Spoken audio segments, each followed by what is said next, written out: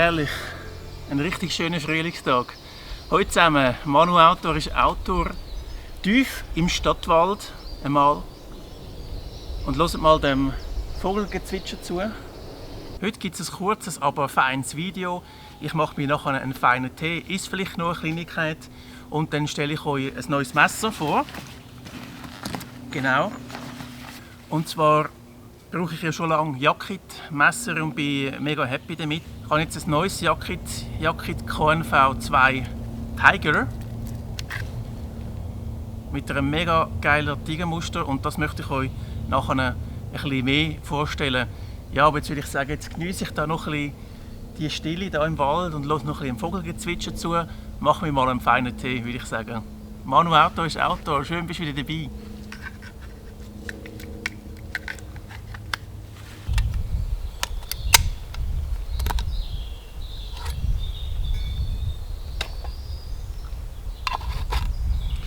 Notkocher M71, der ist mein Lieblings Notkocher oder Kocher für draussen mit normalen Brennpasten, Sicherheitsbrennpasten. Funktioniert der super gut.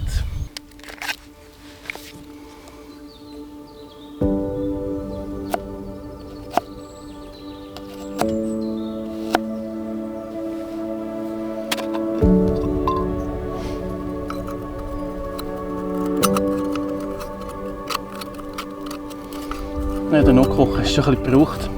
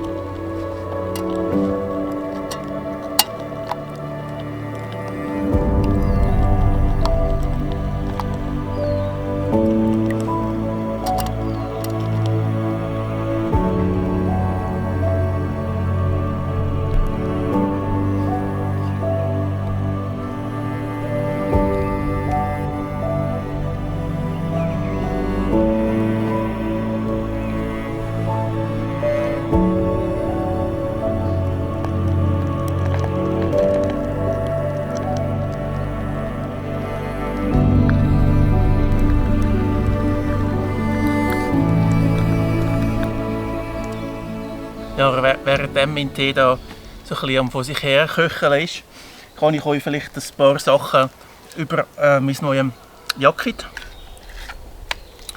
Yakit-Messer erzählen. Yakit, eine Marke aus Schweden, sind unter anderem Messer, die für sehr raue Outdoor-Bedingungen gemacht sind, also Jagd zum Beispiel oder arktische Verhältnisse. Ja, wo einfach ein schönes Messer allein nicht langt. Ja, und das ist jetzt Yakit KNV Tiger Edition, also militärische Tiger Edition kann man sagen, mit einer mega coolen Tiger-Brünierung drauf.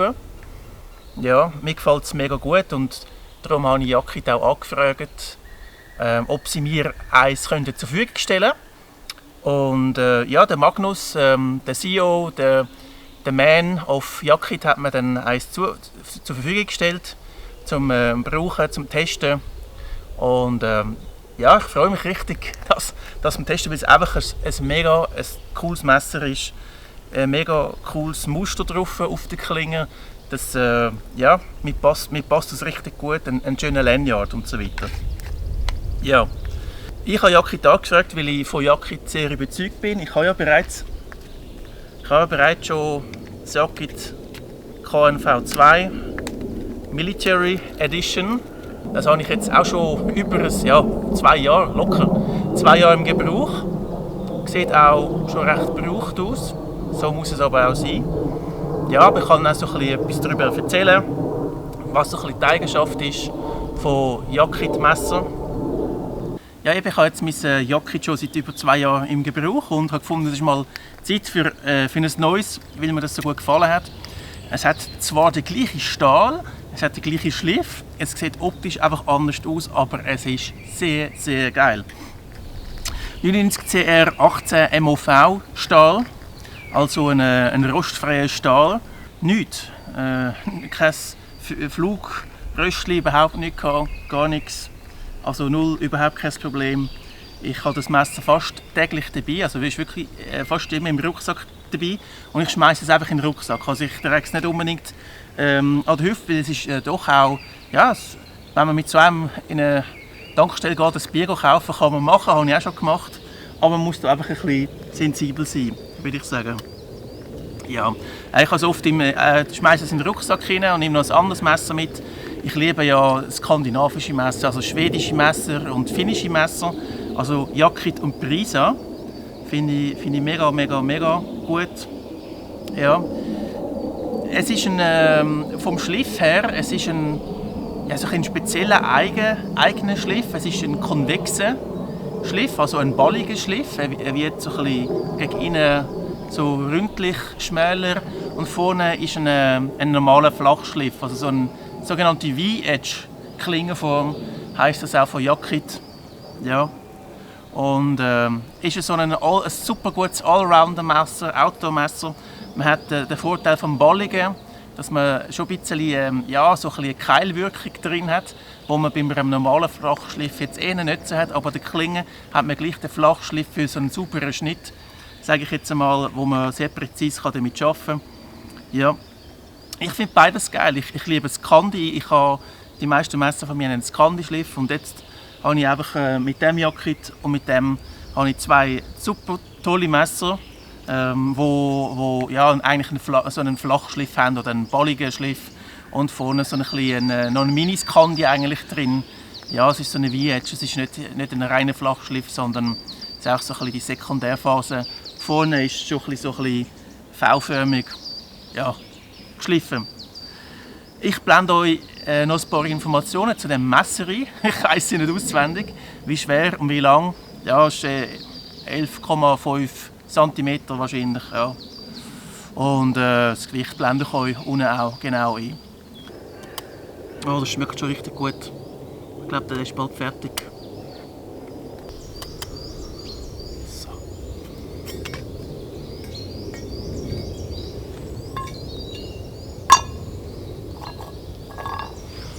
Ja, M71, mega. Von denen habe ich mega viel. In der Schweiz kommt man es noch über. Auch noch einigermaßen bezahlbar. Ja, bei so Army Shops oder so Restposten oder so. Yes. Jetzt lasse ich das noch ein bisschen, herrlich, noch ein bisschen abkühlen.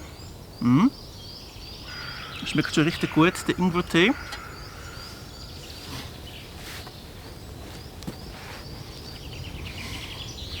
Ja, genieße es einfach noch ein bisschen in der Natur, im Wald. Tief im Stadtwald kann man sagen.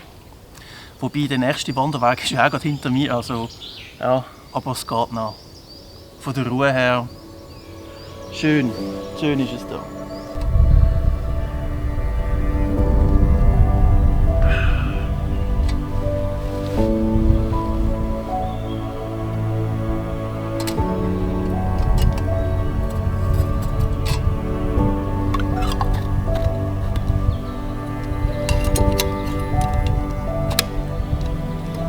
Ja, es ist ganz ein schöner Waldtag, gefällt mir mit dem Moos, das ist der Hammer. Also, ja. Es ist alles mega weich. Also, ich glaube, da könntest du fast den Elefantenhut ausrollen, den Schlafsack, und es ist mega weich, mega schön. Ja.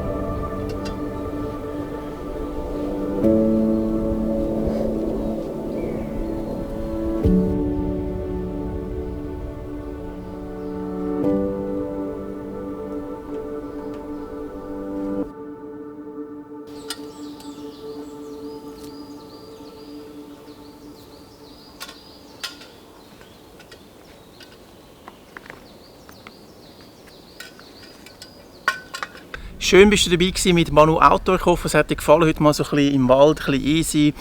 Kurzes, aber schönes Video über das Messervorstellung. Und bitte du doch den Kanal abonnieren, falls du es noch nicht gemacht hast, und liken. Und schreib irgendetwas in die Kommentare, wenn es dir Spass gemacht hat. Ich freue mich auf mega viele weitere Videos. Ich möchte da einmal noch ein bisschen in diesem Wald noch ein bisschen Tarpaufbau üben, und das wird sicher auch eines von meinen nächsten Videos sein. Tarpaufbau, verschiedene Tarp-Varianten mal ausprobieren. Gerade da ist es natürlich mega cool, auf dem Moos mit dem Tarp etwas zu machen. Ja, mal schauen, vielleicht gibt es auch den einen oder anderen Overnighter demnächst auch wieder. Also ich würde sagen, bis bald wieder mit Manu Outdoor. Ciao zusammen, macht's gut.